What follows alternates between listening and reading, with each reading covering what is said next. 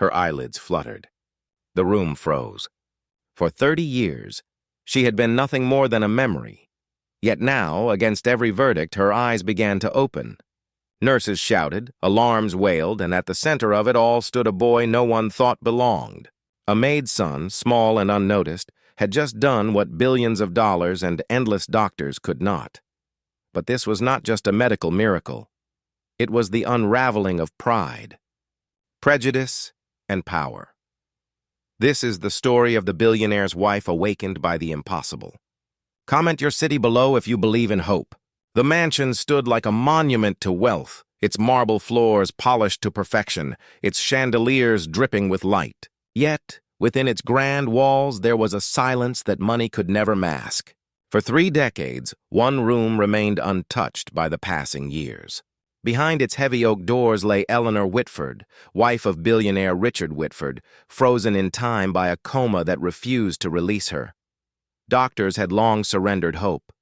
Machines kept her alive, nurses kept her comfortable, but even science had bowed its head in defeat. Richard, once a man of relentless ambition, had grown old waiting for a miracle. His empire expanded, his fortune multiplied, but nothing filled the emptiness of a wife he could no longer speak to. Guests whispered at lavish parties, their eyes drifting to the closed-off wing of the mansion where life had once been full of laughter. Now, it was a shrine of sorrow, years turned into decades.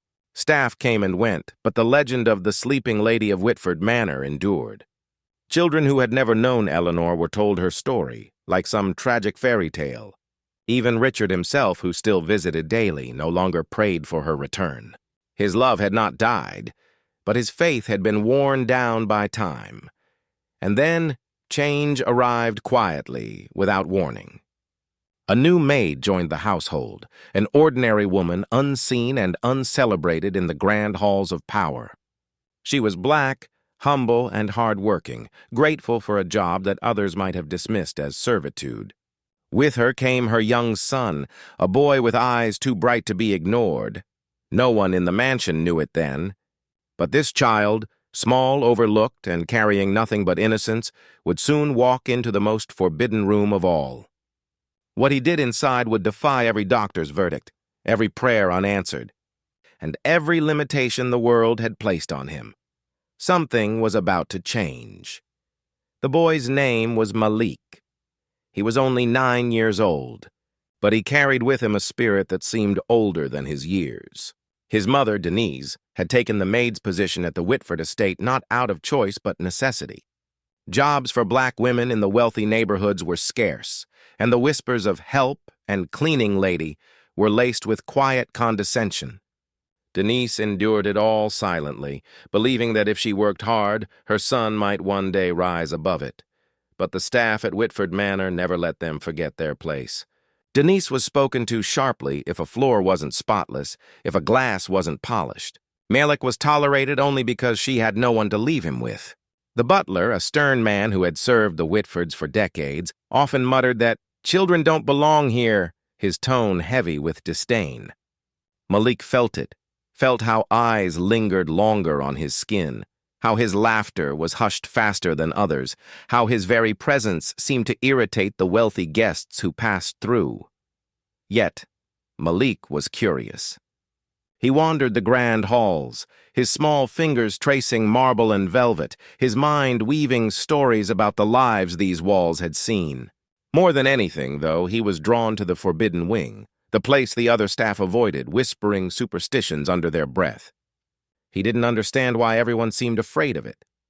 To him, it was just another hallway, another door waiting to be opened. One evening, while Denise scrubbed floors in the main dining hall, Malik slipped away. His footsteps were light, his heart pounding as he approached the heavy oak door that seemed to hum with mystery. Slowly, he pushed it open, the hinges groaning as if protesting his intrusion. What he saw stopped him cold. There she was, Eleanor Whitford.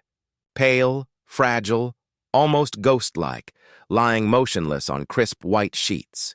Machines beeped rhythmically, tubes and wires surrounding her like chains. To Malik, it was not a sight of fear, but of sadness. He didn't see a sleeping lady, as the staff called her. He saw someone lonely. He moved closer, his breath shallow, his eyes wide. No one had told him the whole story, only fragments he overheard. A woman asleep for years, a family broken, a house haunted. Malik didn't understand comas or medical impossibilities. He only understood that she seemed to need someone. Days turned into weeks, and Malik returned whenever he could steal a moment. Sometimes he brought little things, a drawing he made, a flower picked from the garden, even his favorite toy car. He would sit beside her bed, speaking softly, telling her about his day, his dreams, his fears. He told her about the kids at school who teased him, about how his mother worked too hard, about how he wished life were easier. The nurses noticed things out of place. A flower on the nightstand, a small toy tucked near the pillow. They scolded Denise, warning her to keep her son away from them. "This is not a playground," they said sharply, their tone heavy with judgment. Denise apologized, her cheeks burning, but deep inside, she wondered why her son kept sneaking back. Malik was undeterred. Something inside him whispered that Eleanor could hear him, even if the world had stopped believing. He held her hand once, small fingers curling around her limp ones, and for the briefest second, he thought he felt warmth. Was it real, or just his imagination? But what Malik did next, the act born of innocence, not science, was something no one could have predicted. And it was about to shake the mansion to its very core. It was a stormy night when the impossible began. Rain lashed against the mansion's tall windows, thunder rolling like drums of fate. Malik, restless and unable to sleep, slipped once again into the forbidden room. The machines hummed their endless song, casting faint blue light across Eleanor's still face. He climbed onto the chair beside her bed, clutching a worn book his mother had once read to him. Slowly, he began to read aloud, his young voice shaky, yet filled with warmth. He spoke of heroes, of hope, of people who never gave up, even when the world told them it was useless. His words filled the silence, replacing years of hopeless whispers with something pure. Then, without warning, it happened. A flicker. Eleanor's fingers twitched. Malik froze, his heart pounding so hard he thought it might leap from his chest.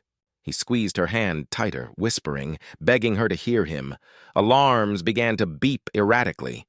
Nurses rushed in, shouting and demanding that Malik step aside. The butler stormed in too, his face twisted with fury. "What is this child doing here?" he barked, as if Malik were a trespasser instead of the boy who had sparked life where none remained. And then, before their disbelieving eyes, Eleanor's eyelids fluttered. Slowly, painfully, like a sunrise breaking through endless night, she opened them for the first time in 30 years. Gasps filled the room. Silence followed. The impossible had happened, and it had begun with a child no one believed belonged. Dear audience, where are you watching from? Drop your city name in the comments. The mansion that once echoed with silence now vibrated with disbelief. Doctors rushed in, performing tests, their faces pale as monitors confirmed what their hearts could not deny. Eleanor Whitford was awake. After 30 years, the woman everyone had given up on had returned. For Richard Whitford, who had carried decades of grief on his shoulders, it was a miracle money could never buy. He fell to his knees at her bedside, tears streaming freely. A man broken yet reborn in a single instant. But amid the chaos, one truth stood out.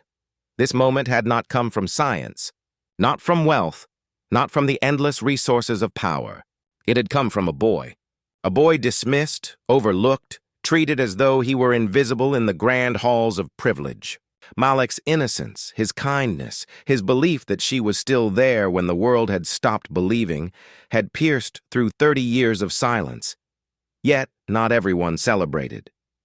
Some staff whispered that it was nothing more than a coincidence, unwilling to accept that the child of a black maid could achieve what doctors could not. Their denial was not about medicine. It was about pride and prejudice. But Richard saw the truth.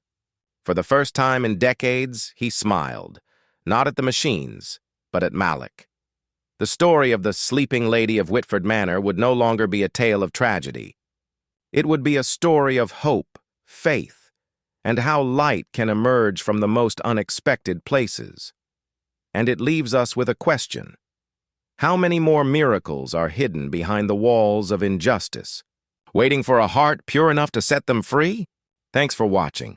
Subscribe for more powerful stories and share this with someone who believes in hope.